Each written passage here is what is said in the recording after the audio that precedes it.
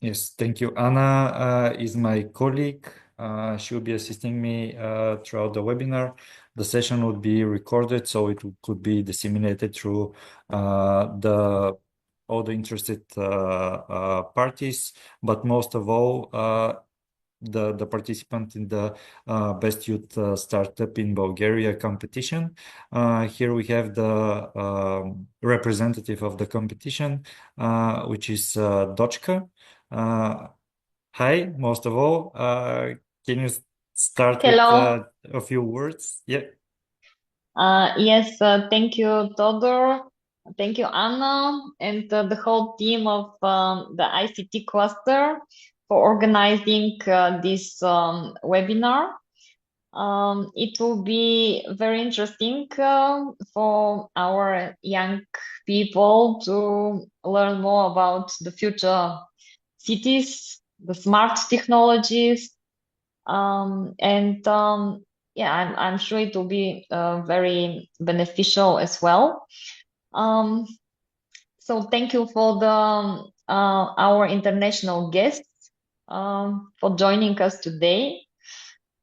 Even so, I don't know how many participants we have from the Best Youth competition, but our practice is to after the webinar uh, we upload the video in our web page of the competition, and then many other people can watch the record of this webinar.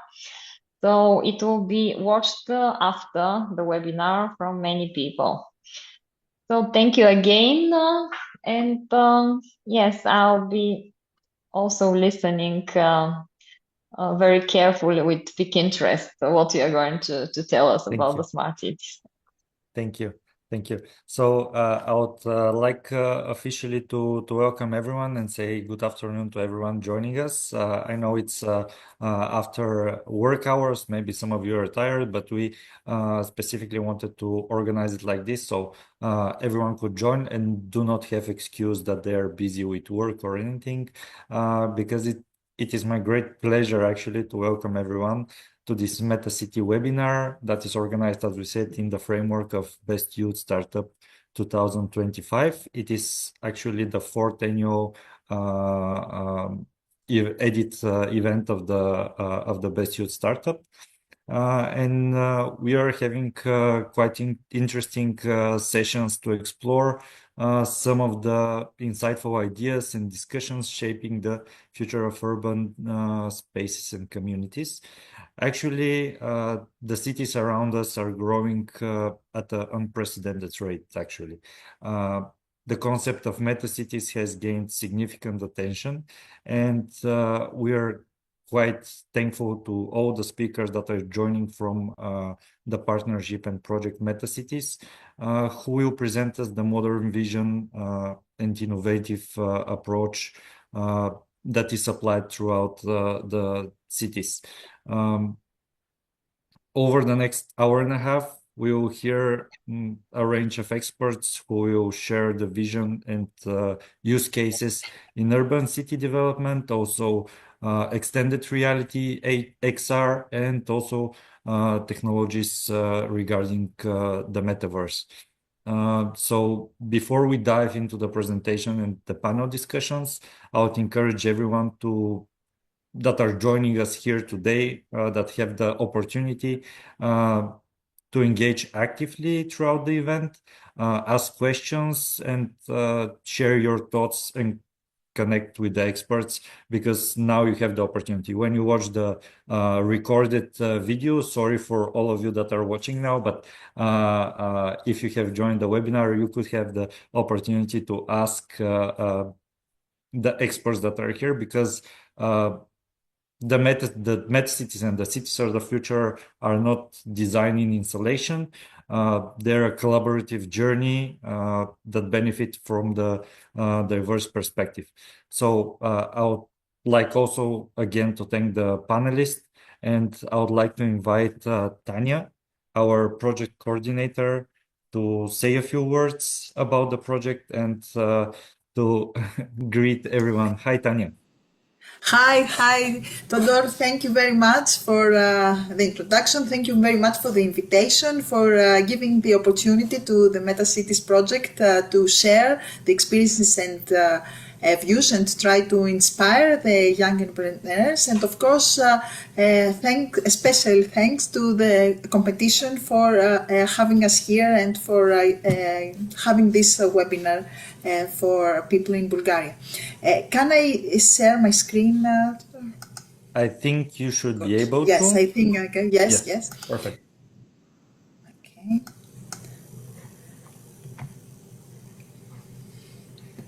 Let me try to. Okay.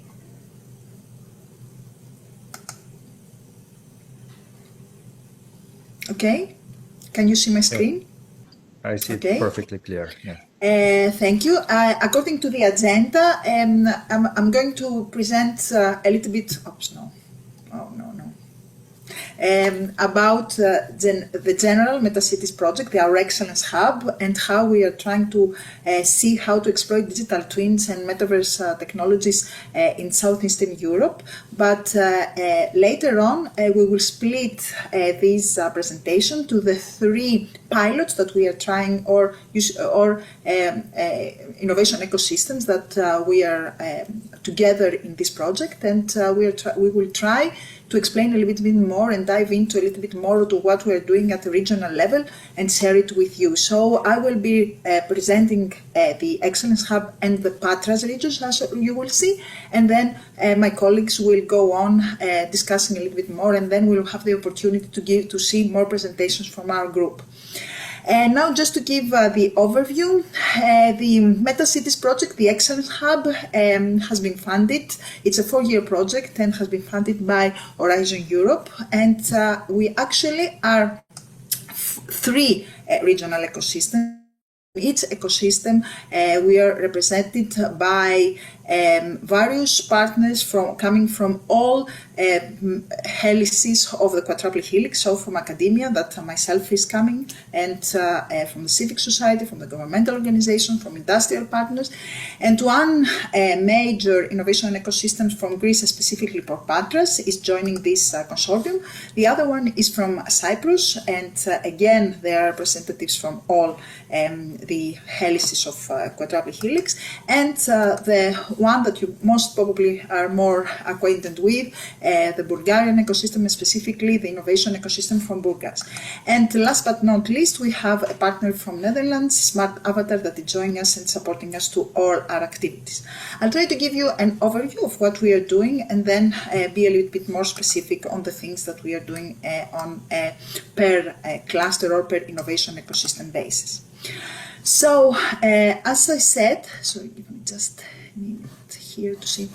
In MetaCities, the general objective is to try to establish an excellence hub for future cities and regions in our area, in Southeastern Europe. And we try to build upon digital twins and metaverse technologies. As I said already, we try to engage the 4 types of factors in the quadruple helix, so academia, industry, governmental organizations, and civic society. And we are all partners, and we try to be very active with that. We motivate cross-border innovative collaboration through our strategies, as you will see. We involve the 3 cross-border clusters in Greece, Bulgaria, and Cyprus, and we try to design digital twin pilots, as you will see, with targeted proof of concept experiments, and all our activities are guided by KPIs. Now, just to give you a little bit of background, because we are not very sure how familiar you are with the terms, the digital twin was defined as the integration of multidisciplinary and multi-scale simulation processes by making full use of physical models, sensors, operational history, and other data. Now, what it actually is, the digital twin, is a virtual representation, a digital representation of a physical process or a physical product. And what we are trying to do take real-time data from this physical project and try to make the virtual representation out of it. Now, just to show you how important the digital twins are, they have been named and they have been identified by Gartner's top strategic technology trends. It's in the top 12 of the report in 2022. And while the metaverse technologies are in Gartner's top 10 strategic technology trends in 2023. So, especially for smart cities, and although it seems that it's one simple thing to do, it isn't. It's a very complex and quite a very important aspect of technology, and it has become very crucial components of smart cities, as it has been highlighted by the World Economic Forum and the National League of Cities Insight report that was released in 2022. They believe that by creating these virtual replicas, virtual representations of these physical assets, systems and processes into the cities, that they are very complex processes and systems, we will see how these concept may transform the way that we interact with the smart cities in the future. And we really believe in MetaCities that this is quite an important aspect.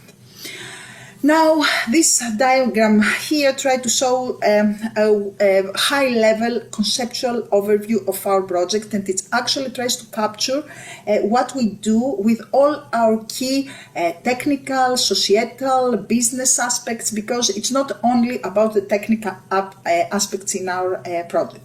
Now, it tries also to show what we do in this Excellence Hub in a very high-level overview. First of all, as we said already, we have all the technical parts, and we have the physical world that actually represents the actual smart city or the smart region. And then we have, together we have been developing some blueprints, and we need this ICT infrastructure and platforms in order to be able to gather some information, some data, in order to feed what we call our digital twin of the specific city. Now, the digital twin actually is the digitization of every element, of every process in these physical aspects. And of course, as you can understand, a smart city or a city is a very complex process by itself.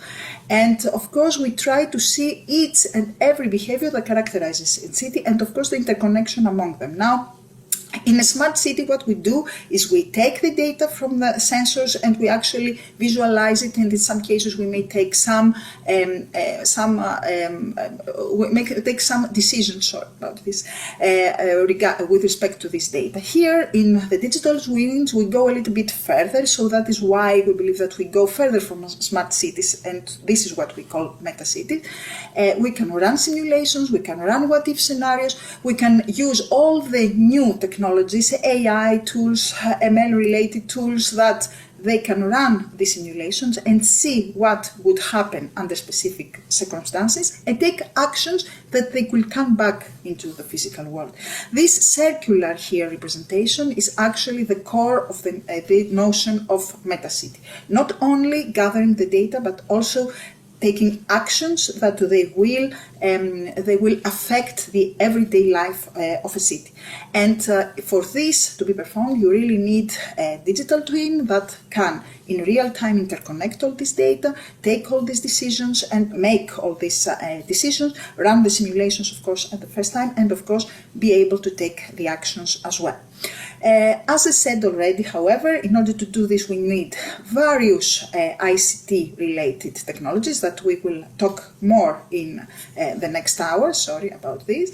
But in our project, we go beyond that, and we do several things, like, for example, we develop long-term R&D vision strategies.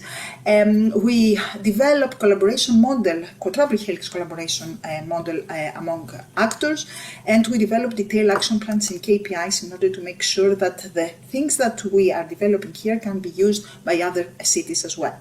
Now, as far as the technical part of the work, first of all, we develop and suggest ICT infrastructure blueprints for all the cities to, if they would like to follow the specific example. And we put together an open digital twin framework that we will discuss a little bit about it more in a while. We have designed some specific use cases that they take specific action with respect to the digital twins. At the same time, some business aspects, we develop business models and we try to see how we can build investment and sustainability plans for our MetaCities Excellence Hub, but also for the specific use cases in order to converge our cross-border collaboration. And at the same time, in order, we fund a little bit some of design of pilots and proof of concept experiments in each of the region, as you will see later on. And this is the overall conceptual and the methodology that you will see we are following in MetaCities. Now, each innovation ecosystem has identified a specific domain that is very important for its city. For example, in Patras, we have identified the smart mobility. You will see a little bit later about this more. In Cyprus, the smart urban planning. In Bulgaria, smart energy and buildings related use cases. And for this specific domain, we work together, we put together an open digital twin framework, and what we are trying to see is how we are converging our strategies into one joint MetaCities strategy, taking under consideration all the non-technical aspects that I have already discussed. Now, about the Open Digital Twin Framework, this is a very important tool for our collaboration, but also an outcome of this project. The Open Digital Twin Framework is used to create, maintain, and manage specific smart city digital twins, of course, that they are related to the specific domains and the three regional innovation ecosystems, as we discussed already in the three countries. Now, the definition serves the purpose not only for strengthening the collaboration, but also being able to jointly adapt and use this framework by the participating ecosystems, and go further than that. We can also reuse any tools that have been developed, and also try to identify if it is possible to use instantiated digital twin in one city and try to do the same in another city at the same time. So to that expect, what we will do is we have the digital twin, that they become the binding element that contributes towards the convergence and the co-creation of the strategies, but also in some cases when we have specific policies, for example, that we would like to apply, we can even test them in these virtual environments, in the digital twin, so we help the deployment of these specific policies. For example, just to give an example, in the city of Patras, where we use the smart transport application domain, we may, for example, run various traffic simulation and see what if scenarios if we make some specific decision about an area, about a street, for example, if this street becomes a paved street, and then see what this might affect, what the effect would be on the traffic and the overall transport of the city. So to that respect, specific policies can also be tested before they are deployed, and help the digital twin itself help deploy the specific policies. At the same time, we're trying to create a marketplace of these digital twins, specifically their tools, so that they can be used by other cities and among us, of course, for our collaboration, but also with other cities that they would like to join our vision. The technical work is carried out, and the technical choices are greatly fueled by the non-technical aspects of the city. As we said, we are developing business models, collaboration models. There are many types of tools, as I will discuss in a while, that they can help the creation and the cities themselves. As far as the project is concerned, now we are halfway there. We are in the middle of the project of this 4-year plan that we have.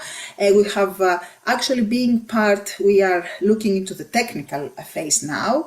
As far as our collaboration is concerned, we have already established our cross-border excellence hub, and we are reaching for other collaborations outside our region as well. Now we have developed various tools, and we are now developing our business models, and hopefully in the future we will put together our investment plans. And as far as dissemination activities are concerned, like today, we are outreaching to relative stakeholders, and hopefully we are globally outreaching in the next years to come.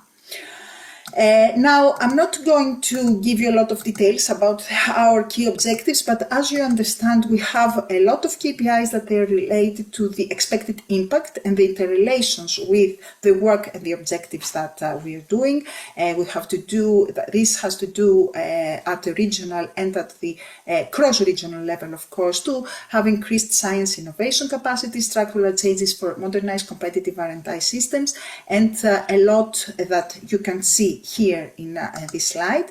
But one main item that I would like to share with you is this specific toolbox that we are now developing that will be soon available in our website. We have a list of tools that cities can use and they can reuse in order to develop their own plans, their own visions, and of course the way that they can build their digital twin and metaverse strategies for their specific cities. To this point, I would like to just pause a little bit and thank you for attending this part of the presentation, which has to do with the whole Excellence Hub. I would like to ask you to scan the specific QR code that will lead you to our website in order to subscribe to our newsletter, where we hopefully receive a lot of information about events, hackathons, even from our technical the work in progress that we are doing, and you may find it interesting. So please join this community, and we would like to hear from you as well. Now, Todor, I will move to the next part of the presentation, if this is okay. Yes, of course. And we can take questions at the end after we have presented yes? Absolutely. Okay. And also to add that when you scan the we will send also the link for the newsletters to the participants, but also to one watching that can there is the QR code again. You're not only subscribing for the newsletters, but also receiving access to already published newsletters, so you can go through. I see that 4 newsletters are already published, so you can go through the old newsletters and find something useful if you need. So use the QR code, and also you'll receive link after the event for the newsletters. Thank you very much. No problem. So as we said already, we are 3 innovation ecosystem in South and Eastern Europe, and I will start with presenting the work and the vision and the work that we are performing in Patras, and then our colleagues will give more information about the work that they are doing in Cyprus and in Bulgaria. Now, in Patras, we have come together, the partners, but also many stakeholders, and we have put together a vision. And this has to do with making our city inclusive, safe, resilient, and sustainable through innovative technologies. And although this might feel a little bit generic, we are putting it towards a specific vision, because we really would like to use the innovative interventions, the cutting-edge technologies to provide a safe, simple, and user-friendly and sustainable urban environment for all stakeholders, for all citizens, professionals, visitors, to have a good quality of life in our city.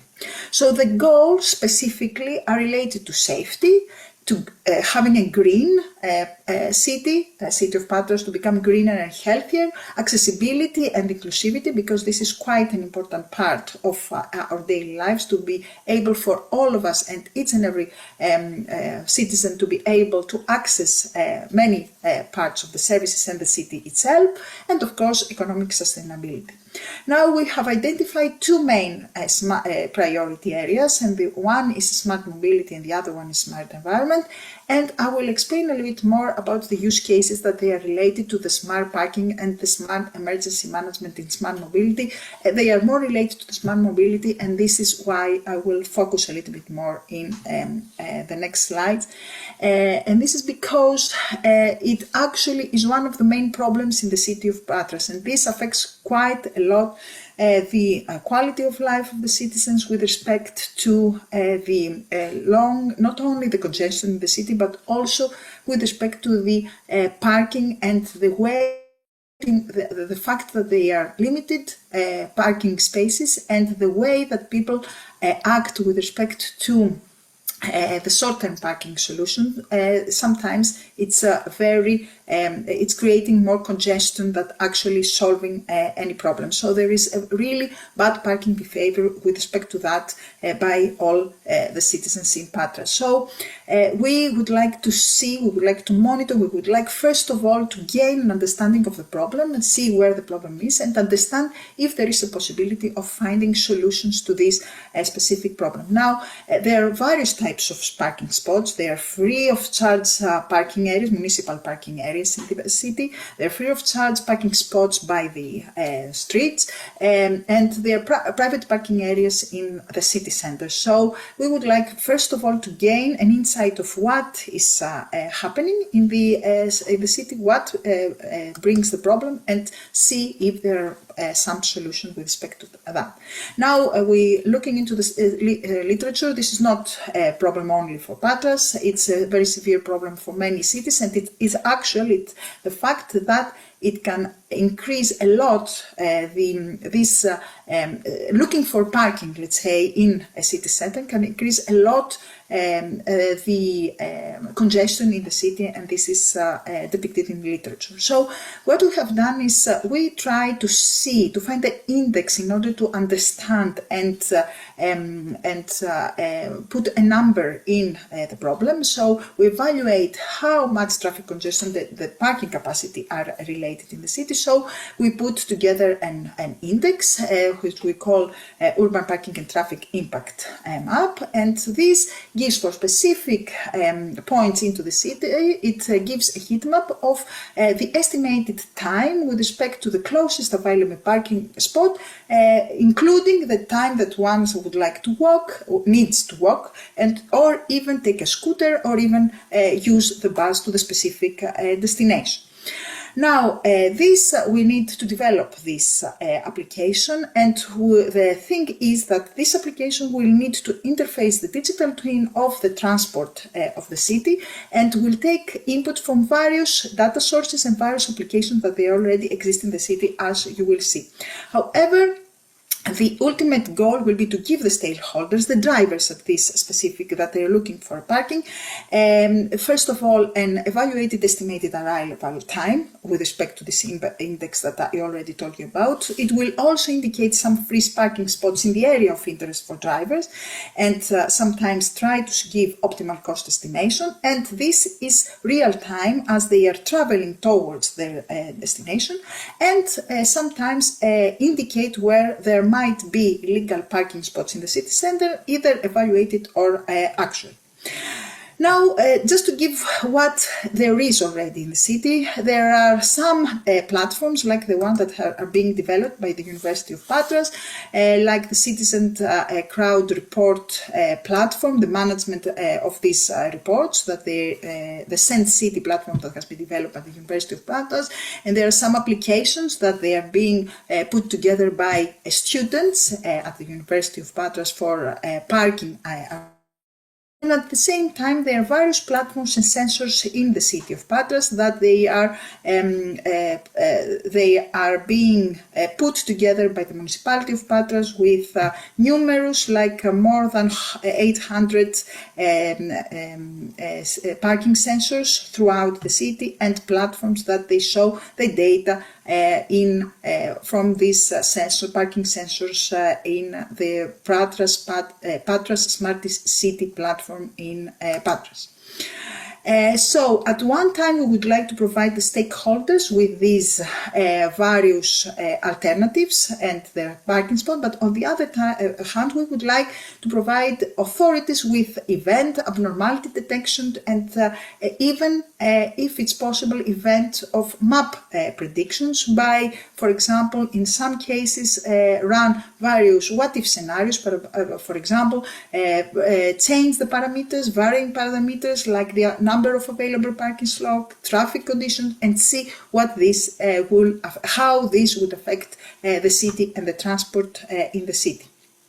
Now, what we would like to do is, through our digital twin, is interconnect and interface with the various platforms that are being developed now, like, for example, smart bus stops, some people counting sensors, and, of course, the applications that they are related to this. As we said already, the parking data, but also some parking violation platforms that they are really, as I said, either related to some evaluation or some actual data that they take from cameras. At the same time, we would like to see a use case that has to do with rerouting of emergency and first responders through the city, and this again will take input from various platforms, like, for example, some pedestrian crossing counting that takes place now in Patras, and of course some event recognition from events in the area. This is a picture, a figure of the architecture that we are putting together. It's more technical with respect to the various service layers, data storage layers, data acquisition layers, and edge computing layers that has to be put together and interfacing each other for our digital twin. And this is something, an outcome of the work that we are doing in MetaCities. And as far as the ongoing work that will have as an outcome to build the overall digital twin with the application for the city of Patras is, first of all, we would like to build a digital infrastructure that has to do with citywide network that is shown here together with our partners, and it will interconnect the various parts of the city with high performance cloud in the University of Patras. We are putting together various simulations, AI-based model. For example, here you can see the city center of Patras with the various sensors and some, and we take some input from SageMap in order to show which areas may be affected by the shades throughout the day. We are doing some 3D representations and GIS data work. Here is a neighborhood, not the most nice neighborhood of Patras, but we are trying to incorporate and provide these 3D representation into our digital twin for Patras, and at the same time we investigate possibly almost real-time digital reconstruction of some input that we take in order to be able to use all this data as input for our platform in order to be able to run the simulations and give the application to our stakeholders. Now, and I think this is all with respect to Patras and what we are doing here. I would like to give the floor to the next speaker. I think Daniela is the next speaker. Yes, thank you, Tanya. I think it's a very, how should I say, relatable problem with the parking and with the traffic here in Sofia also. The participants from Bulgaria could confirm that. So see this webinar as something that might give you a lot of idea. As I said in the beginning, the development of the cities is a collaborative work. It's not going to happen with isolation. So feel free to explore and to brainstorm with our experts on city problems and city solutions that could improve the living in cities here in Southeast Europe. Now we are going from one seaside to another. We're moving to Bulgaria, to Burgas, to hear some smart city visions and digital use cases that are happening here in Bulgaria. Thanks to Daniela. Daniela? Good evening, everybody. Do you see my screen? Yes. You could go in full screen mode because yes, I am in full screen mode. But we are seeing just the first slide. Do you see the second one now? No. No, Daniela.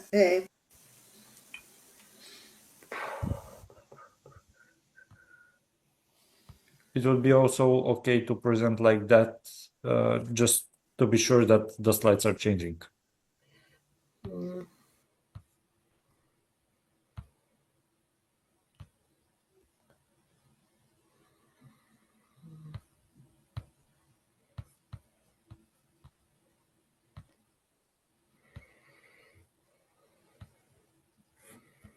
Now? Now we are not seeing the sharing at all.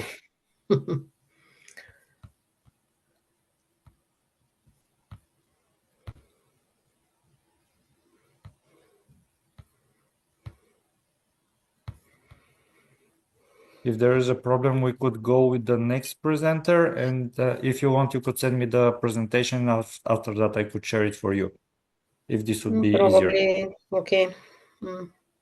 Yes, so Let me try Panayiotis. another last time. Okay, let's give Daniela another go, and Another after chance. that, yeah, yes, of course.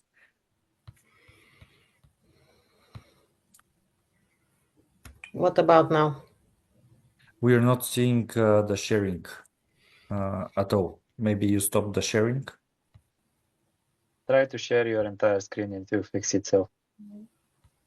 Now we are seeing the mail, the Outlook. Now? No, we are seeing the Outlook only. So it's not sharing. Okay. We see the shared Outlook screen. Yep. Sorry. Next one. Yep. I will try better. No problem. Just send me the presentation and I'll share it for you for more convenient. Panayiotis, can you try? And first of all, it's okay to pull your no, it's okay. Before Daniela. Okay. Can you see my screen? Yes, we see it. Okay. Yeah. Let me minimize this. Okay. So hi everyone.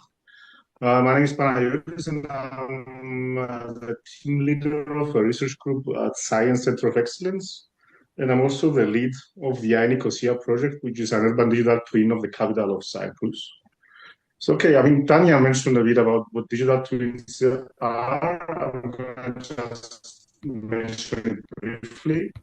So basically what you do is you typically have a physical asset, you build a digital representation, you enhance that representation over using different data. On top of that, you can build different applications and analytics. So you can do, for example, machine learning to understand the data in the context of the digital twin of the physical asset, actually. You can do timelines of change and monitor changes in the system, or you can even build 3D and extended reality immersive visualizations that would allow you to perceive the data in a different way. So these systems can be used to do different things like planning, monitoring. You can explore ideas. You can do more efficient operations. And of course, you can do R&D development. There are lots of digital twins out there. We can start from digital twins for health reasons, such as the digital twin of a person that records different data from the person, like physiological data, medical files, etc. You can do digital twins of humans. What you see here, for example, is a digital twin of our director that I did personally to request for some kind of, let's say, promotion to myself, but also to do other interesting things like allow that person to, let's say, do a speech in sign language representation. You can have digital twins of cars, the factories of cars, or even non-physical entities like an economic process or power plants or whatever. Now, what you see here, for example, are digital twins of some artifacts that we did for cultural heritage reasons. So what we do is we do 3D reconstructions of, let's say, the artifacts using photographic scanning, and then we can use them to develop interesting applications, digital twin of a museum, or some kind of a video game or whatever. We also do digital monuments, which allow you to do other interesting things. So for what you see here is a 3D reconstruction that we did of a sanctuary in Paphos in Cyprus. We used photogrammetry laser scanning and get data from art historians that describe several interesting visualized somehow use virtual etc. to be able. You see here some nice visualizations of that. So these are 3D models, not Gaussian splats. Show some Gaussian splats. And having these 3D models allows you to do things such as the space to be able to understand how people design this monument during the medieval times and much more. I will not go into the details of that. Just some nice visuals.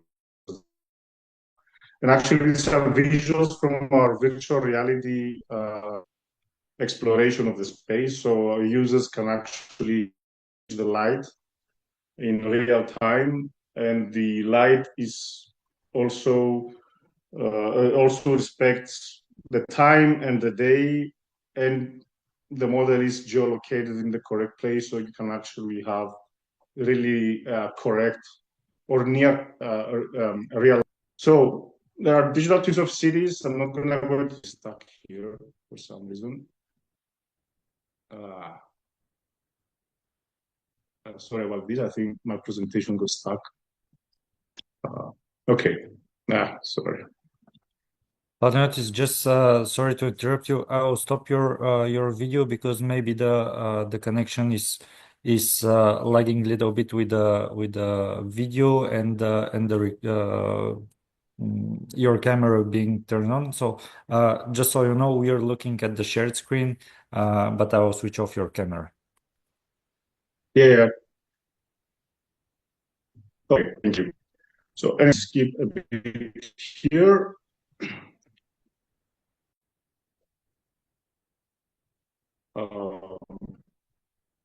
Okay.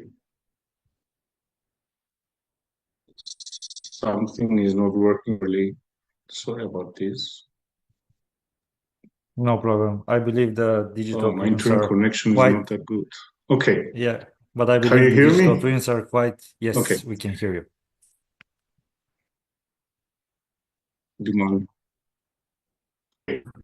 So let's go now to our use case, which is iNicosia, which is a state-of-the-art urban digital twin of the capital of Cyprus. We wanted to be a reference at a global. It's a research and innovation digital platform. So this has to do interesting research at the center, but also allows us to do research about the city and understand how people interact with the city. We see it as a key component for the city and the center's sustainability, and it's we believe a good platform to improve upon society and economy. So the key components of this platform is a massive scale interactive 3D model of the city that we do ourselves. We have data that come from different sources, including the Smart Nicosia platform of the municipality. We built an open data platform and API on top of it to allow people to build applications. We are building applications and visualizations ourselves, and the current implementation, it's what we call networked XR enabled. Basically, it's what people call the Metaverse. For us, it's networked extended reality. So what we did is we analyzed several factors around the city to understand the difficulties of scanning the city. So we went out there and we identified traffic, buildings, how many people pass through areas, and then we planned different missions to scan the city using drones. We get this kind of data. These are basically images from the city. We do also some machine learning analytics to understand different factors in the city, like cars, trees, etc. And then we built a very nice 3D representation. I'm gonna maybe, I don't know if I can move ahead with the video somehow. But what you see here is some nice visualizations of the 3D model of the city. These are some aerial views. Actually, you see here also the sun changing over time. So I think the overall 3D model is pretty high quality.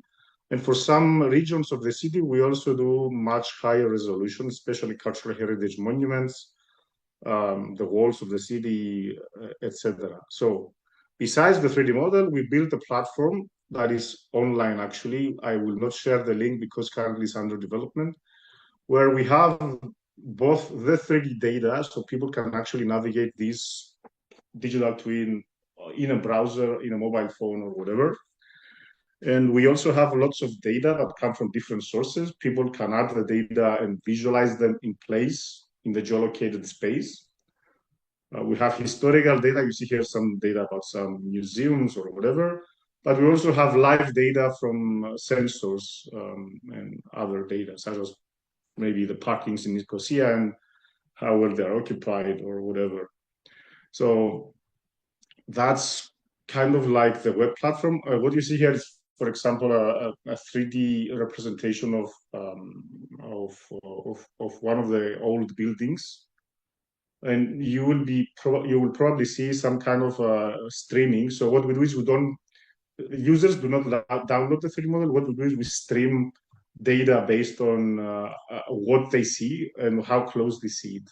So you get different levels of detail of the 3D models. So this is a scan, so it's not the best representation of this church, for example. But anyway, having a really good representation allows us to do interesting things that you cannot do with a 2D like see cars, traffic, people, and see how they look in place.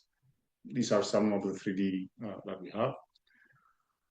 You can do day-night cycles to be, or actually weather situations. So, for example, you see here instantaneous change from a sunny day to rainy to snowy in the same space in the city of Nicosia. We can do day-night cycles. This is actually, I believe, November in Nicosia, and the sun changing from morning until night. We'll skip it. We can also do what-if scenarios. Actually allows you to be able to interpret different events. Let's say a car crash happened, and you have the data from the sensors on what were the conditions. You can replicate the scenario and actually allow people to enter and see that either through a 3D visualization or through a VR headset, let's say, to be able to understand why it happened. We are developing some simulations that are going to be integrated into the digital twin that includes traffic and pedestrians and the traffic lights that would allow us to interpret different things and even communicate to the public about different things that we plan to do in the city. We have really good reconstructions for cultural heritage monuments. I'm going to skip it. And you see here some 3D renders. Actually, these are real-time renders of different parts of the city. Yeah, this is the link to the platform. And this is the core team. I'm currently the lead. Unfortunately, Kyriakos left, but the rest of the team is heavily involved in the development of this. So, yeah. From what I understand, under MetaCities, we're going to be developing a very nice application relevant to the heat island effect. So yeah, that's it from my side. I don't know if I rushed a bit or if I took more time. Or do I wait for questions later? Yes, don't worry. Thank you for the presentation. There was a bit lagging in the beginning, but as I said, I believe the digital twin of our entire city is not a light job, even for very powerful computers. But through the internet, we believe that we managed to successfully represent and transfer us to a 3D model of Nicosia. So thank you very much, Panayiotis, for the presentation. Now I will have the challenging job to share the presentation of Daniela. Just a second to see if I will be able to, if I'll manage to do that successfully. Let me see.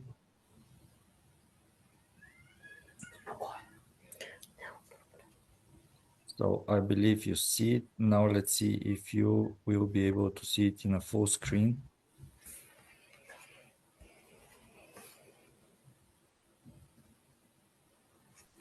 Just a second. Can you see it? Yes. In a full screen. Yes, again. Thank you very much. Perfect. Success. Daniela, we managed. This is what good partners do. They support each other. Okay, Daniela, just tell me when I need to change the slides. I will be happy to help you. Yeah, the first presentation of Tanya gave you the very good foundation of what digital twins are and how you incorporate every living aspect of a city or an object to get a virtual presentation of the reality. The previous presentation got you to the point where you really see virtual realities. And I, with my presentation, will give you much more enlightenment in how we instantiate a digital twin, sharing the experience of Burgas along this long journey. So can you please get Yes. the first slide? The solutions that we use, of course, are getting us better understanding of how our life and climate changes. We support the city planning using all our digital tools for the better of the citizens and of administration, which offers all services to our citizens. And we can create inventory framework of territories, of activities, of systems, which through the modern technologies of the smart city, of digital twin, and further on to Metaverse, we may analyze, model, visualize, and even correct or interact with reality back. Next, please.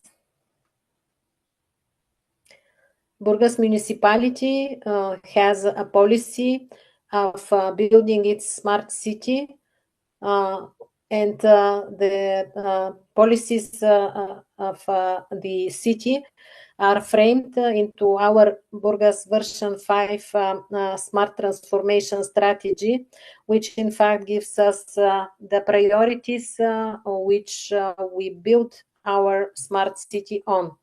These are creative solutions and collaborations, city development focusing key areas of the city in different domains, emphasizing the roles of the new technologies, IoT, artificial intelligence, big data, and others relevant. We try to use flexible development approaches which adopt new methods of collaboration and of development. We invest in our future for the better of public, but as well to help the private investments which build our economic ecosystem. Thanks. Next. The vision of Burgas is up to 2030 to build one new sustainable innovation ecosystem, which is based on research and technological transfer, but as well transfers not only knowledge, but social relations and relationships, so that the human resources and partnerships are utilized along the smart development journey of the city, in which the citizens are the center, but the background is data as a virtual resource, and the environment is the collaborative space in which we work and do activities in the city. Next, please.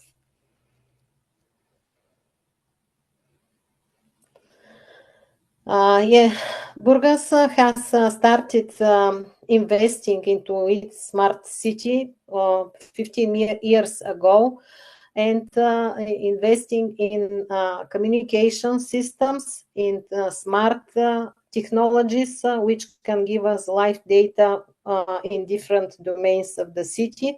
That's why 15 years after, we have gathered a big amount of data which is related to our city. And now we have got to the point where we need to manage our data for the better of the city the best way we can. That's why we try to use data as an asset to optimize the resources of the city, to improve the quality of life, and increase the transparency and engagement of citizens. Next, please. The data of the municipality is shown to the public into several, I should say, domains or phases. One is the administrative set of data which we have, which is open to the citizens throughout the Burgas city official website. Next, please. Sorry.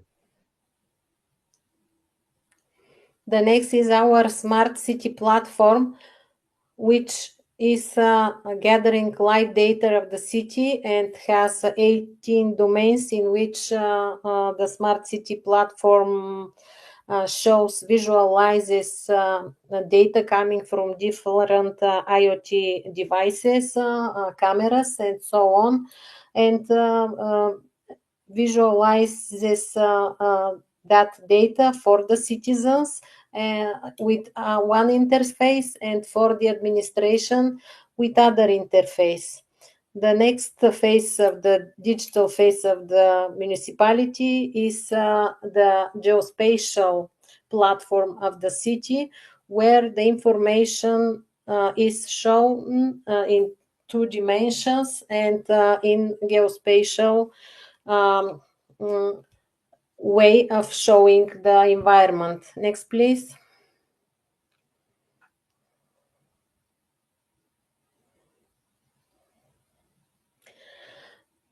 Based on the flow of live data, we have different platforms for different domains, as for example, the risk management platform of the city. Next, please.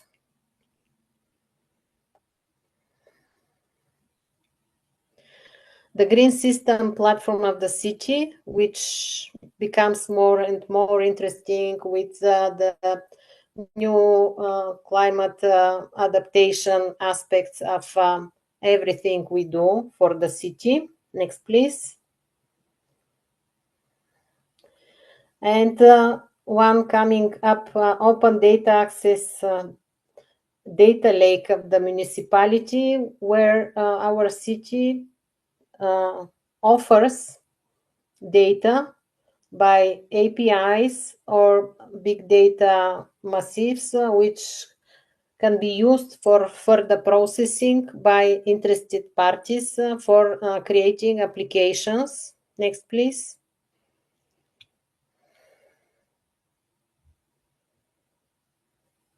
And now the digital twin of Burgas. founded on all the data that I was talking about before. We try to recreate our city in all its aspects through our digital twin. And this is a very complex effort which uses different innovative technologies for virtualization of the living space. And we do it with the collaboration of universities, technological partners, and public organizations. Thank you. Next. First, for digital representation of the city, we scan our city by different methods with the aim to show the data to the maximum level of correctness, very detailed. And we integrate data coming from space, coming from different photogrammetric screening of the city, and lidars from the ground. Next, please. Here, this is one of the instruments we use for scanning the city. Next, please.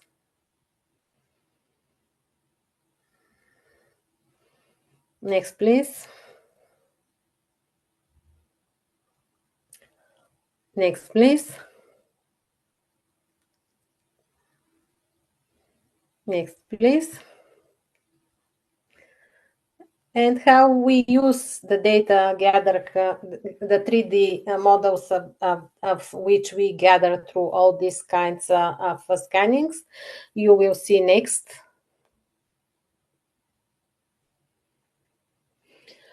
We have created a complete digital model of Burgas with very high precision, and which is presented as orthophoto map and 3D point cloud.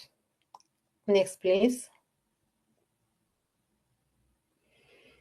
We have mapped different aspects of life of the city, and we have overlaid the initial information, orthophotogrammetric or 3D, with additional information which is coming from registers or from live stream of data. And for example, here we have our platform showing the energy efficiency rooftop capacity of the city. Next, please.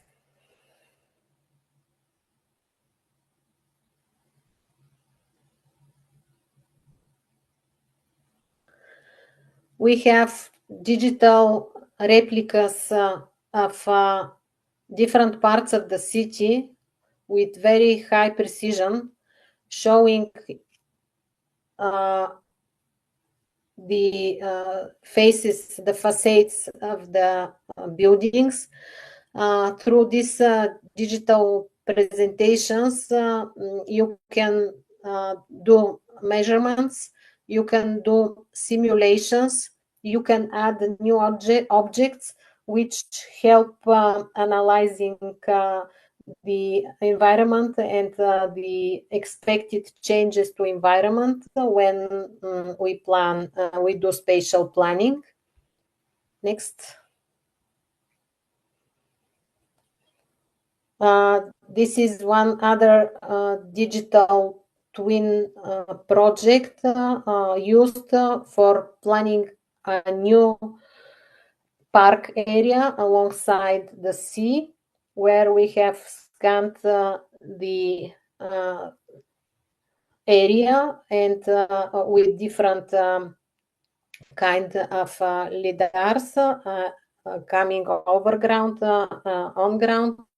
We have measured the characteristics of trees and buildings, and we put over layers the future urban planning development, and we see how the silhouette will change, how the environment will change, and you can see it in 3 dimensions. And using different colors as well, we show the relevant changes in heat, and etc. This is another application. This is a heat map, and this heat map is used to do research on the effect of climate changes over the city, and it details our knowledge how the city changes throughout the year in aspect of changing the temperature. Next, please. We use digital twins to assess flood threats because Burgas is surrounded by water, and there are risks of floods in high rains. So that this is an important modeling approach, which helps us to incorporate the different scenarios into our risk management platform and add new level of awareness to the citizens, showing them how the environment may change so that they learn what may happen on one hand, and give them as well additional prescriptions how to react in cases of risk situations. Next, please.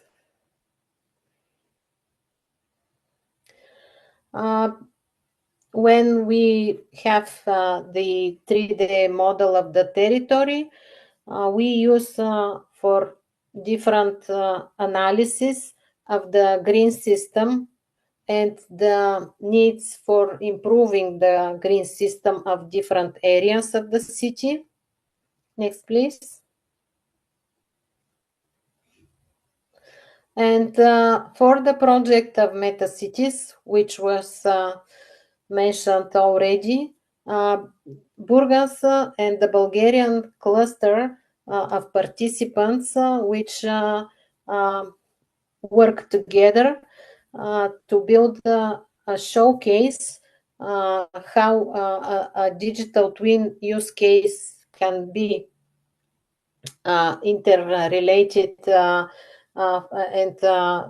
instantiated for other cities as a model, is the Burgas use case related to renewables and use of green energy. We have 3 sub-use cases. One of them is to analyze potential of heat potential of the city, grounded or on over the platform which we have already built, but now we will upscale it into 3-dimensional platform and give more live information about the abilities of the building to utilize energy and to create energy if there are different panels on the roof. And then next use case is to use another kind of digital twin, which shows 3-dimensionally the life of a building which is already existing.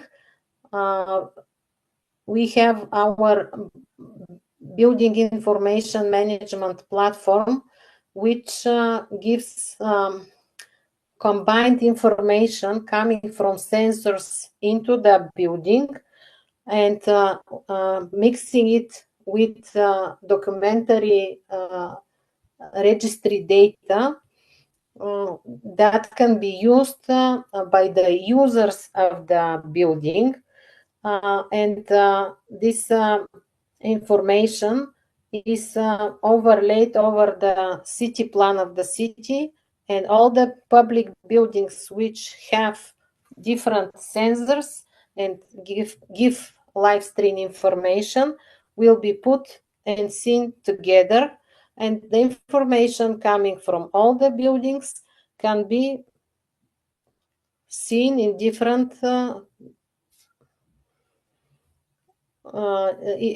to answer different needs of the users. Next, please. The third use case is again related to energy efficiency. For the sake of showing to citizens results of energy efficiency renovations of the buildings, we have the ability now to show three-dimensionally and in different layers the effects of renovation of buildings.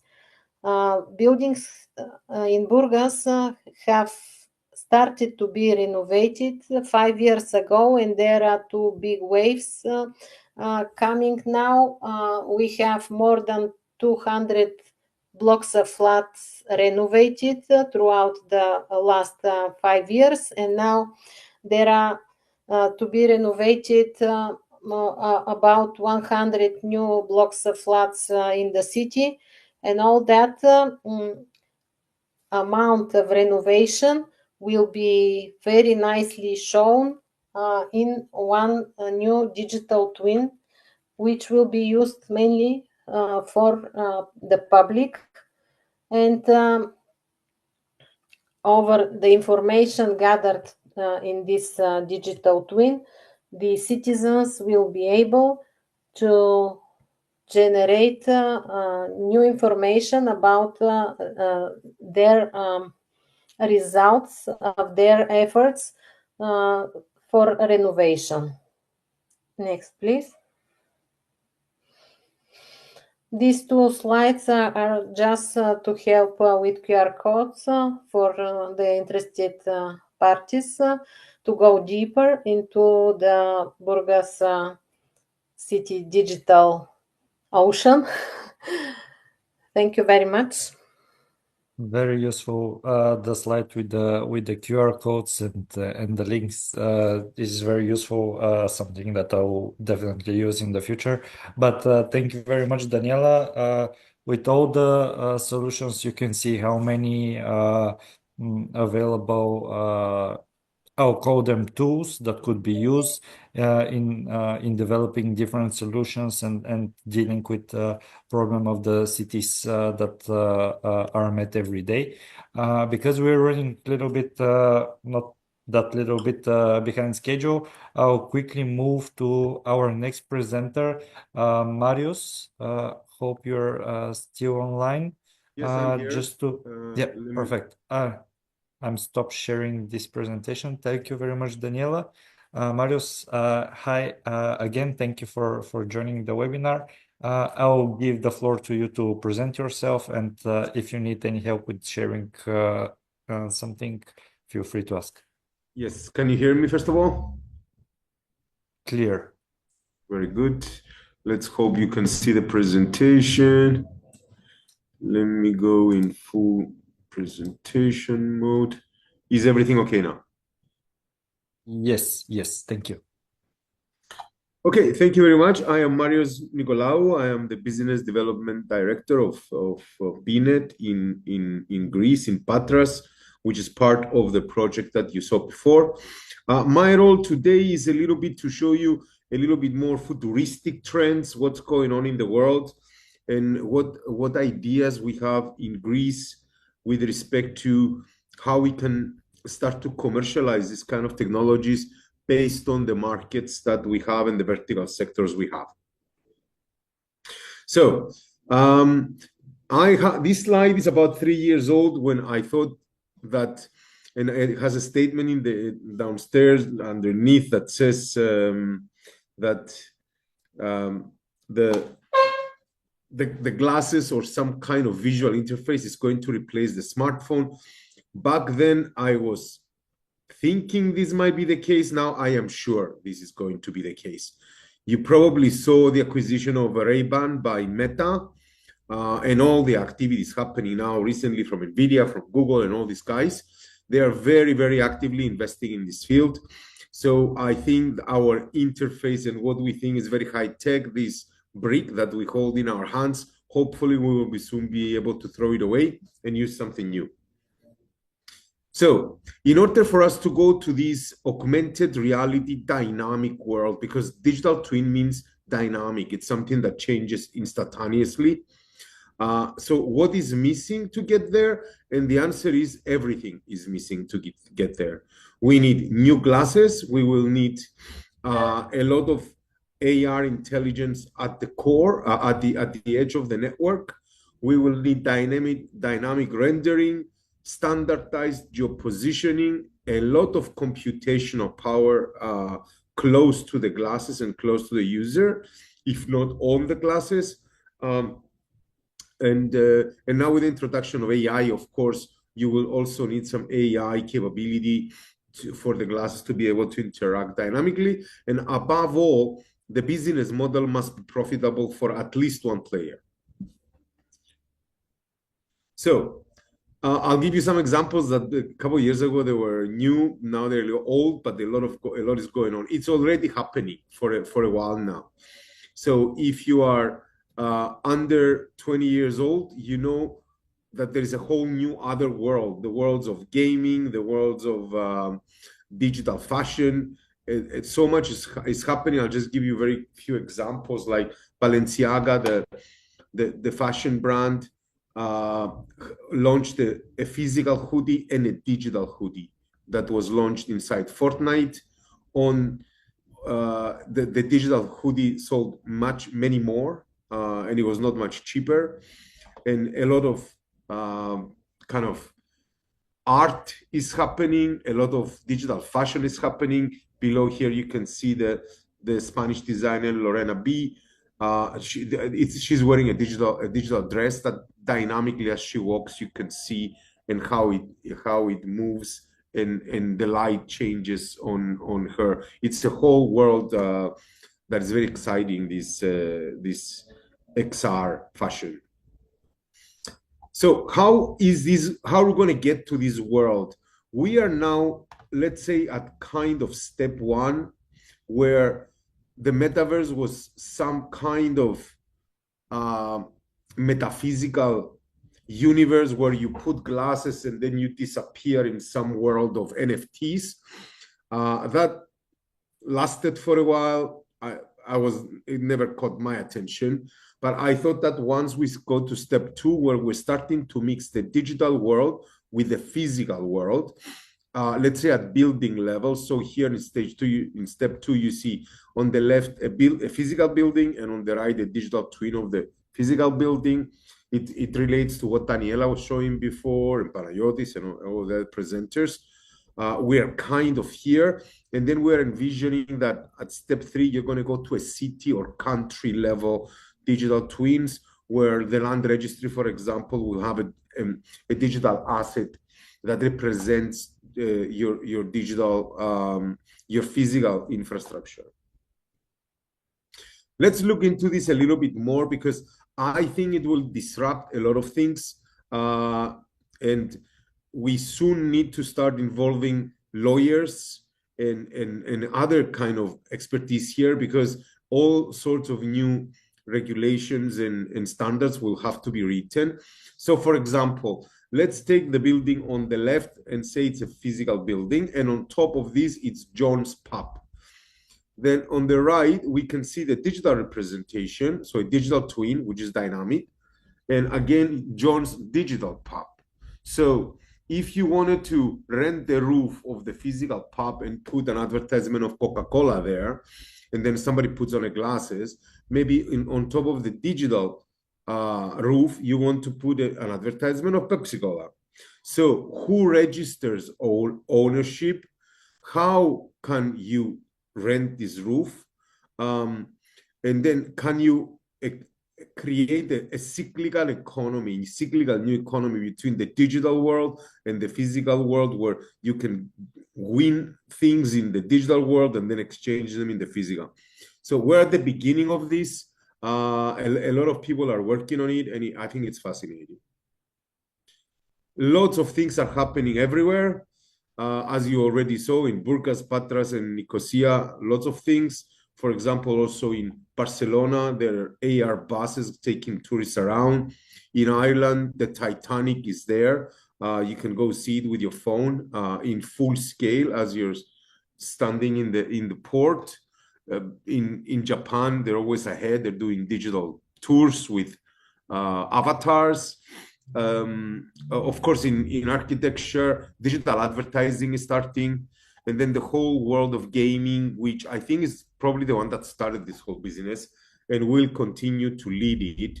Just a little bit side note for you to know, during the COVID times, Ariana Grande had a sort of metaverse concert inside Fortnite, and 50 million children joined, including mine. And I had to pay money to get them dances and stuff like that. So the zeros are many more in the metaverse. In Greece, we recognize, and because we have our Center of Excellence, PNET in Patras, we held a few conferences focusing on this area and trying to understand how Greece can be relevant to this space. And the answer was, this is a great opportunity for Greece because we have 33 million tourists visiting, and one of the best kind of archaeological heritages around that you can almost everywhere, on every island, on every tourist destination. There is a story, there is a legend, there's some mythology that could be very interesting to tourists to pay €5, €7, experience something, and that adds incremental value to the economy. And even we caught the attention of Forbes magazine that wrote an article on us exactly on this opportunity. And we looked a little bit on what could be the use cases, who could be the partners to enable something like this. So from a use cases perspective, on the left-hand side, you can see here a piece of the Parthenon. Where you're there, maybe you can see the marbles of the Parthenon, how exactly they looked. You could enhance performances of opera or ballet or whatever, and then even have rehearsals using XR. There can be international art exhibitions, and there are many digital artists now that are doing great work. And even in museums, already we see a lot of good things happening. Our vision, and I'm kind of focusing on this and working on it, is how to blend the national heritage of Greece with the culture and the tourism. We have a great captive audience of so many people, and such a fascinating, mythology and history, and all these things can be shown in nice ways, but we need the platform of how to do it. That's why we already thinking how, in order to enable this, you need to mix 3 different worlds together.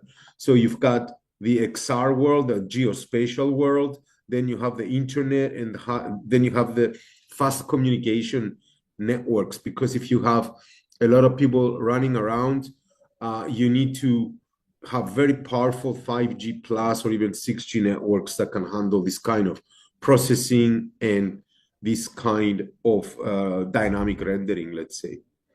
So we designed this system, which we are now calling XR Agora, where we're envisioning a platform in the center. We call it the XR Agora platform, where, for example, wherever you go in Greece, and this can be in stages, for example, in Nemea or Olympia, where the Olympics started, or Knossos or Naxos, or wherever you want to go, then you can have creators, archaeologists, for example, artists, gamers, advertisers, educators, or even experience creators, which can upload experiences and content that can be buyable, sort of like the Netflix of XR on location. That's what we're envisioning. And of course, the business models can be content sharing, municipality revenues, new experience fees can be bought, then points, skins, advertising, and it can be a hook to bring people back. Because if they like what they saw last year, you can keep pushing them that you have very better experiences to visit again this year. We already have quite an extensive infrastructure installed in the University of Patras with PNet. We have a full-blown 5G standalone network with 100 megahertz of C-band. Not many people have this kind of capability because if just the bands are quite expensive and usually given to operators. And on top of this, we are planning to install a full-blown XR lab. We became members of the OpenAR Cloud Association, and we're working with the Metaverse Standards Forum that is leading the standardization work in this domain. So all the big companies are in there, and we're trying to stay close to them and stay relevant. I'm just going to give you a couple of last two examples, and then I will finish, just to see how, for example, we're thinking about Greece. Here you see a hotel in the middle. You go to the pool, all you see is water and sky. Is not bad, but it could be so much more. You could have experiences for education. You could have avatars guiding guests around and showing them the way. Kids could be running around the hotel shooting aliens. You could have visit other parts of Greece and archaeology remotely from a specialized room. And the same thing with like a 5G metaverse kind of like shipping that could be giving those examples. And we have many of those coming to Greece. That's all I wanted to share with you today. I know you're a little bit out of time, so I tried to make it as fast as possible. Thank you. Thank you very much. It was quite interesting. And to be honest, if I'm around the pool, maybe not, but if there is maybe raining and you're stuck in your hotel room, you could easily just take a XR or VR tour of the city and catch up with what you're missing. But the possibilities are endless, and hope the concert of Ariana Grande in Fortnite was worth it for for your kids. Right now, I'm not gonna take much long and move to our next presenter. Sne, are you here? Yep, I see you. Hi again. Hi, good We met afternoon. recently, and Sne, I'll give you the floor to present yourself the best way possible. Perfect. I will have a quick short presentation, but basically, I'm the director for strategy and marketing for Smart Avatar, and we've had the pleasure with working with MetaCities for this project with working on a sustainable business model. And part of this, I'm going to share some presentation, short one. Sure, there we go. Let me know if everyone can see it. Yeah, Yes, perfect. okay. Okay, perfect. So bonded is bonded or banded. It's with a Scandinavian O on top because I personally grew up in Denmark, so it's a little touch of that as well. And this is a platform and an app that basically is a community-driven crowdsourced data platform that we have also proposed as a way to help with these projects for MetaCities. So let me explain what it is. There we go. So we've already launched it on iOS and on Android. It is an app and a platform that is a community-driven platform for smart cities. So what it means is that it is citizen-powered. It is direct, real-time conversation you can have with people on the streets. And it crowdsources urban data and basically empowers communities by allowing them to report safety issues, rate places, and improve infrastructure as well.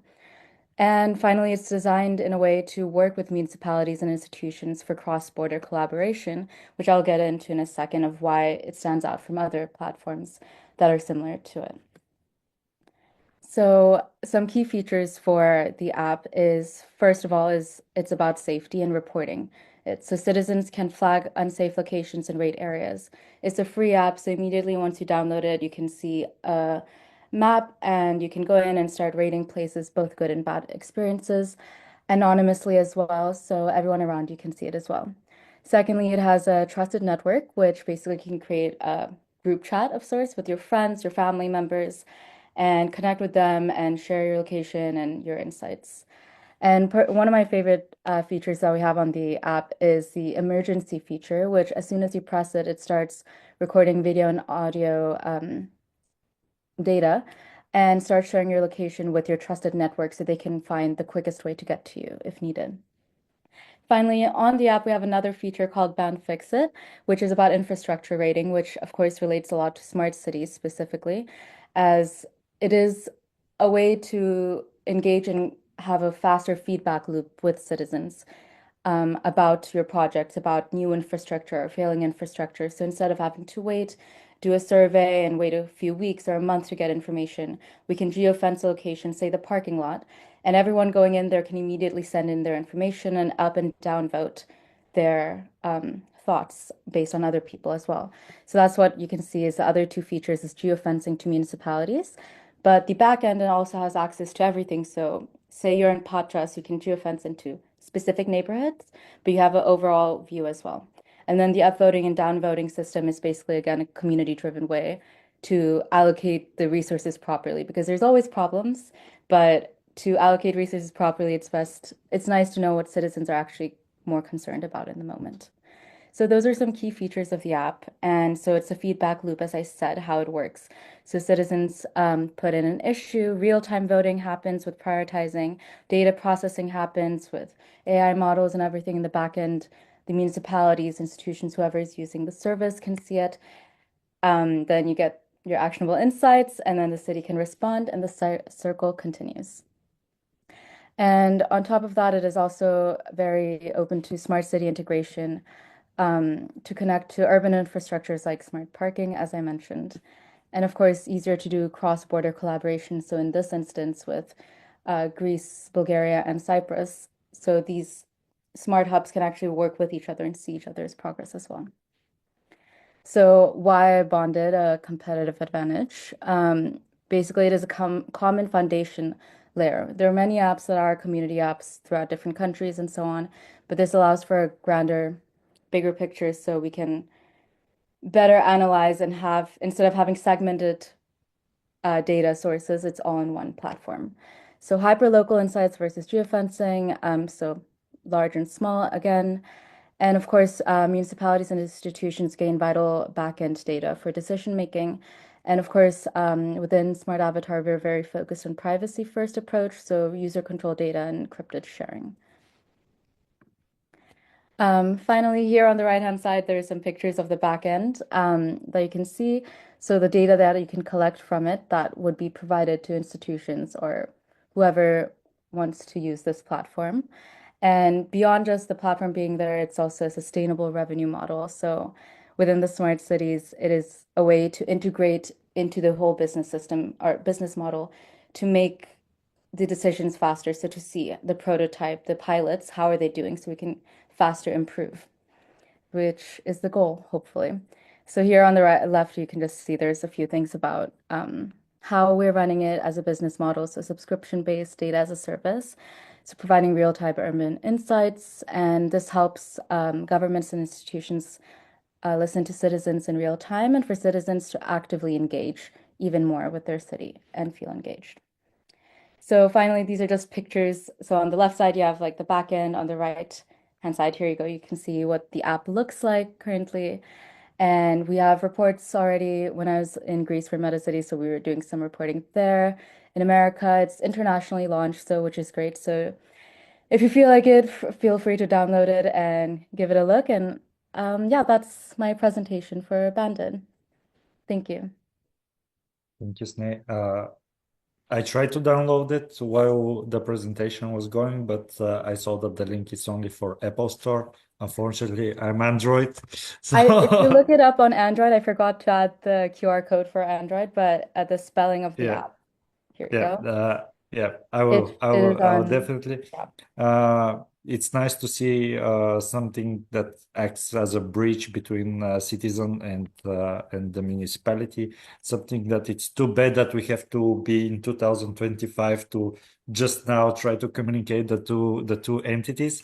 But it's nice to see that there are solutions that are acting upon this break of communication, and That's to not what's longer exciting about have smart cities. Yeah. Perfect. Thank you. Thank you. And for not longer having a breaking communication also, and to have more and more webinars, we could ask our next presenter, Mr. Slavi Neshev, that would give us the future of communication and basically communication technologies, representing the Technical University of Sofia. Hi, can you hear us? Hello, can you hear me? Perfect. Yes, excellent. Hello, everyone. I'm Slavi. I will be in place of Professor Pulkov today because he couldn't make it. I will present the Green Beat project. It's mostly capacity building project. You can see everything, right? Perfect. Yes, Okay. perfect. It's the title is Fostering Research and Innovation in Sustainable Future Communication Technologies. Our project is mostly targeting the capacity building, transfer skills, skill transfer, and basically teaching new students, masters, PhD students, early stage researchers, and transferring knowledge. This is the overview of our presentation. We will see the missions of the project and the objectives per mission. The missions of the projects, first, we are targeting sustainable future communications, communication networks and technologies, where we emphasize the intelligent and trustworthy connections. We also aim to lower power consumption and reduce the carbon footprint, accelerate high quality research and innovation in green tech and economy. This we are also targeting the green business models. And also we are leaning on learning by doing principle, which is we will support the research that embraces the disruptive digital technologies in the design of the future communication networks. Basically, we are supporting new thinking and new ways in order to bring the greenest solution of all and reduce the carbon footprint, of course. Our next principle is basically to train and educate researchers to identify and unlock the value of these technologies in the context of sustainability with business model innovation design and experimentation. As I said, here we are leading on early stage researchers, PhD students, masters, or even bachelors. The next step is to strengthen the innovation capacity through orchestrating and implementing an efficient knowledge and tech transfer process, as I said, and we will see how we aim to do that in the next few slides. The main objectives, first we'll go through overview of all objectives of the project, and we'll go through each one of them. With the overview, we begin by, I will explain to you about the scientific and transferable skills training. We aim to do this through short-term staff exchanges, organization of summer schools, short training schools, specialized courses, and joint experiments. And again, with emphasis on of training early stage researchers. We also aim to expand our networking and knowledge transfer on local here in Bulgaria and European level through different workshops, conference sessions, special sessions, and through linkage with different or related projects, with as well joint visits to distinguished research labs. This is the idea of us for closing the gap between academia and industry. We will disseminate the project results with target the large scientific community, because this project can be applied to everyone. It's not certainly related to one or two groups, so we target high level professionalists so they can teach the early stages, and early stages to get taught by the professionalists. We will set up conditions and strategies for joint collaborations after the project and commercialization of the acquired knowledge. Basically, we strive to valorize our project in the best way possible. We will have our activities in order to raise the consciousness of the general public in relation to significance of the proposed research. This means that we aim to inform a bigger crowd after the project in order to facilitate our research results. And enhancement of the educational potential through curricular upgrade and knowledge transfer. This means that we will aim to, let's say, change the curriculum of existing students and future students in order to give them better education and more newer technologies and basically to wipe out the old info. That is not crucial, of course. Main objective 1, we aim to create ability and equip with skills to analyze, design, and develop research solutions for sustainable future communication networks based on use of disruptive technologies. That's what I said. We aim to bring new ideas in order to create solutions for sustainable future communications. Because with new minds come new ideas, of course. The proposition, basically how we will do it or how we aim to do it. We aim to have short-time research visits of around 1 week of experts from different universities to ours, to Technical University of Sofia, in order to work on chosen research topics. And we aim to create joint publications more than 6, more or equal to 6. We aim to organize special sessions related to connecting intelligence and trustworthiness. Here we aim target of 3.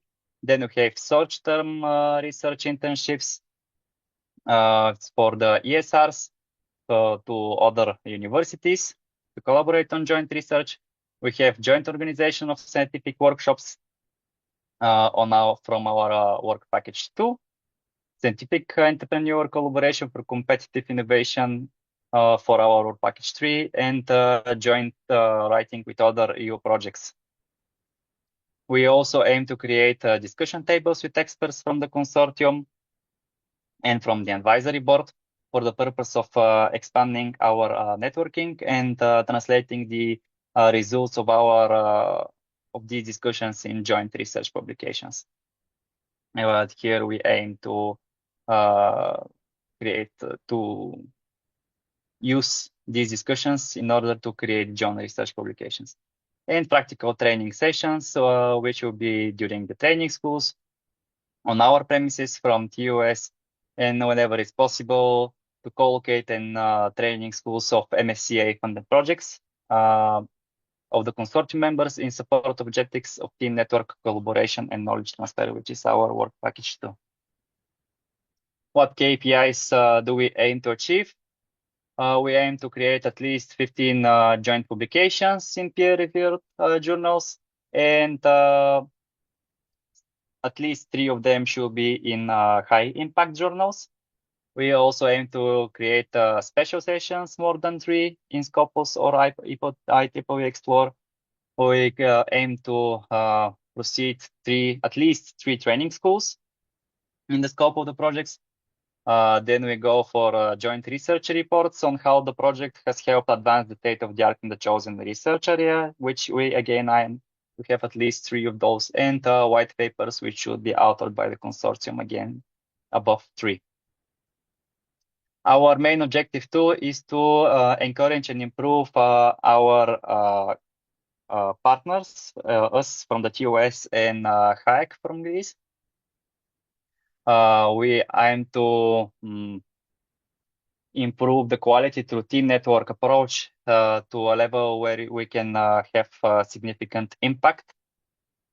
Improve the quality, resources, and capabilities for the faculty members, the research, and the organization. How we aim to achieve? We aim to have an on-site training of TOS and HAEC faculty members, different ESRs, and part of the administrative staff. We will do this with planned training sessions where experts will be brought together to share the good practice and practical tools for how to write successful grant application and effective management of such funded research projects. Then we will have a collaboration on joint proposal writing activities towards writing the writing and submission of new project proposals syncing EU projects. This is basically, again, we aim to create a consortium with which we will make a joint proposal for EU funding for a project. And this activity will involve collaborators from the wider networks of all Green Beat consortium members. That means that each consortium member from the Green Beat project can bring other participants from their own networks. Then we have consulting on setting up and improving knowledge transfer offices at TUS and HAEC, and collaboration on setting up project-wide knowledge transfer process for Green Beat results. This is connected to the knowledge transfer that we aim to do with the ESRs, PhD students, and the MSc students. And you have some technical exchanges to help implement experimental setups in support of the research activities of Objective 1.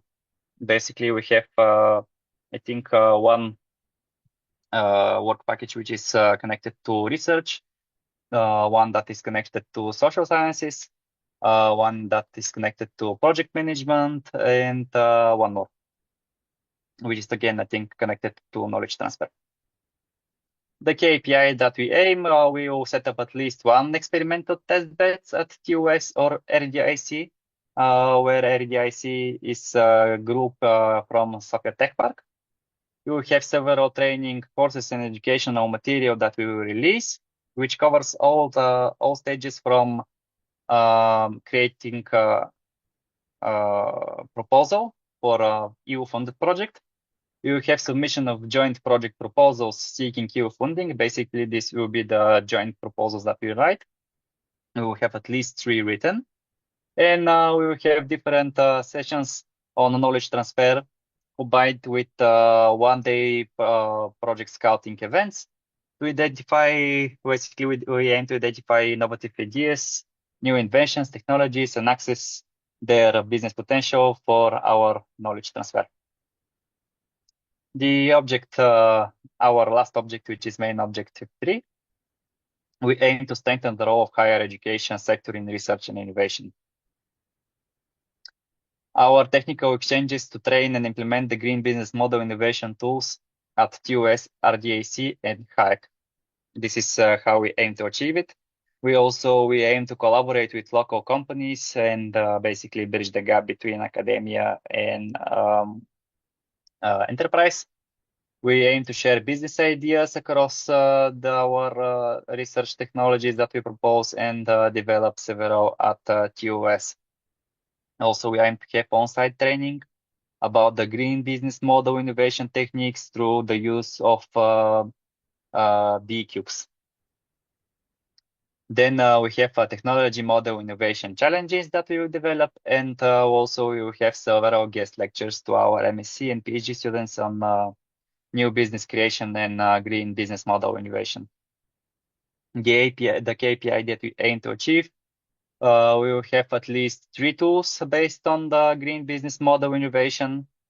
We will have at least 3 one-day entrepreneurship challenges for ESRs and MSc students. We will have evaluation sheets from the guest lectures and trainings, again at least 3. And we will have joint project initiatives with the industries, where we can send an example several PhDs to work in the industry for a little bit of time. And as for conclusion of my presentation, basically the Green Beat project is a step towards advancing the sustainable future communication networks and technologies. And through collaboration, innovation, and knowledge transfer, we aim to lower the power consumption, enhance the research excellence, and bridge the gap between academia and industry. Through focusing on training, networking, and development of green business models, the project strengthens the role of research institutions about shaping a more sustainable and intelligent digital future. our commitment to impactful results, the results such as joint publications, experimentation test beds, and technology scouting events, basically underscores our dedication to excellence. And thank you for your attention. More about our project you can find on the project website that we developed. Thank you. Thank you very much for the presentation. Thank you. Also, I will not have a long closing of the webinar. Just wanted to thank all the speakers that joined the webinar. Want to thank all the participants and want to thank all the viewers that are watching the recording of this webinar. It would be disseminated through all the platforms of MetaCities and also the platforms of the Best Youth Startup 2025 competition. So thank you to again to all the speakers. I wanted to thank the cooperation of Dochka for supporting the webinar also. And if anyone wants to say any closing words, thank you for your time and thank you for joining at this hour. Thank you. Thank you, Tanya. Thank you. All the best. Okay, so this is official closing of the webinar. Anna, you could stop the recording also, and thank you and have a good night. Thank you, everyone. Bye-bye.